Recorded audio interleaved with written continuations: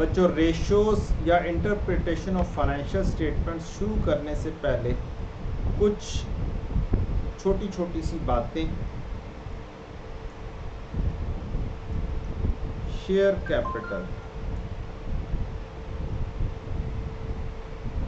आपका दो तरह का होता है, ऑर्डिनरी शेयर कैपिटल और प्रेफरेंस शेयर कैपिटल। नॉर्मली यही इशू हुआ होता है। Normally preference share capital issue किया जाता है जब कंपनी को पैसे की ज़रूरत होती है लेकिन वो जनरल पब्लिक में ओवरऑल नहीं जा सकता, तो वो कुछ मोटी पार्टीज, अच्छे हैवी किस्म के इन्वेस्टर्स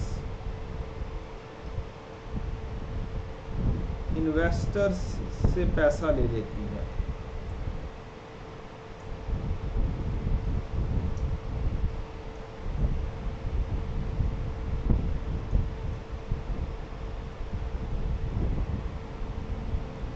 और कहती यही है कि ये शेयर कैपिटल है, इसकी भी दो टाइप्स होती हैं। एक होता है रिडीमेबल और एक होता है इररिडीमेबल। इररिडीमेबल को इस साइड पे रख लेते हैं और रिडीमेबल को इस साइड पे रख लेते हैं।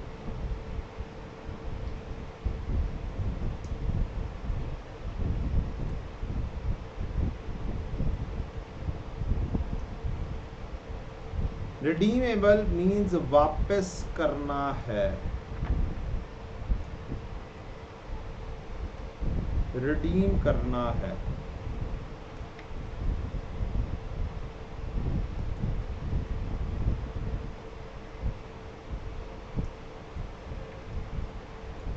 वापस नहीं करना होता।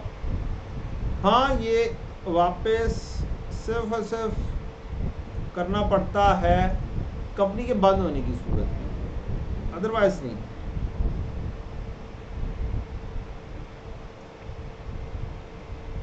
और ऑर्डिनरी शेयर कैपिटल भी वापस नहीं करना होता। अच्छा, जो सी चीज़ वापस करने हैं, पैसे लिए और वापस करने हैं, तो इसका मतलब ये फिर लोन की नेचर पर है। ये फिर क्या हुआ? ये लोन हुआ, लॉन्ग टर्म लोन, 5 साल के लिए, 10 साल के लिए, 10 साल बाद वापस करने हैं, 5 साल बाद वापस करने हैं। और जो इररिडीमेबल है, जो वापस नहीं करने, ये इक्विटी की नेचर पर हुआ।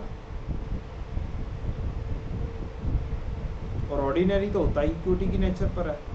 हम statement of changes in equity भी बनाते हैं, उसके अंदर सबसे पहला नंबर ही शेयर कैपिटल का होता है, वो ऑर्डिनरी शेयर कैपिटल होता है। अच्छा, इसका मतलब जो इररिडीमेबल होगा preference shares, irredeemable preference shares जो होंगे,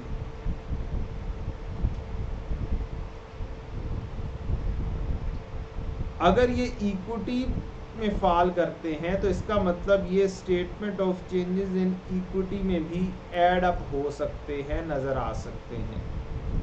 ये भी statement of changes in equity में प्रेजेंट होंगे। ये स्टेटमेंट ऑफ फाइनेंशियल पोजीशन में सिर्फ प्रेजेंट होंगे। ये statement of changes in equity से होते हुए स्टेटमेंट ऑफ फाइनेंशियल पोजीशन में जाएंगे। ये directly he statement of financial position में ही जाएंगे। अच्छा, अब जो इनका डिविडेंड है,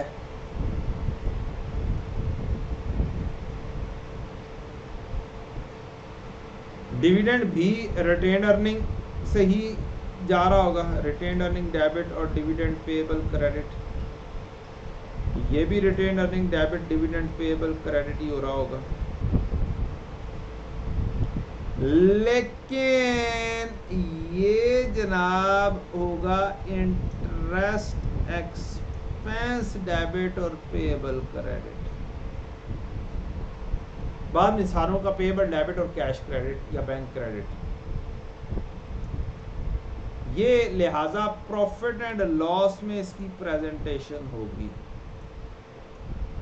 जो लोन है उसकी।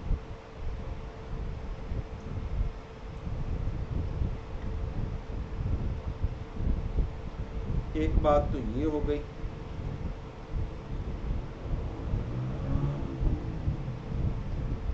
अगली बात, लॉन्ग टर्म लोन कौन कौन से हो सकते हैं। एक नॉर्मल बैंक से आपका लॉन्ग टर्म लोन हो सकता है, बैंक से आपने लिया हो। इसके अलावा डिबेंचर का नाम हमने सुना हुआ है, टीएफसी का नाम सुना हुआ है, बॉन्ड्स आ गए, और रिडीमेबल प्रेफरेंस शेयर। ये मेजरली नाम है लॉन्ग टर्म लोन के।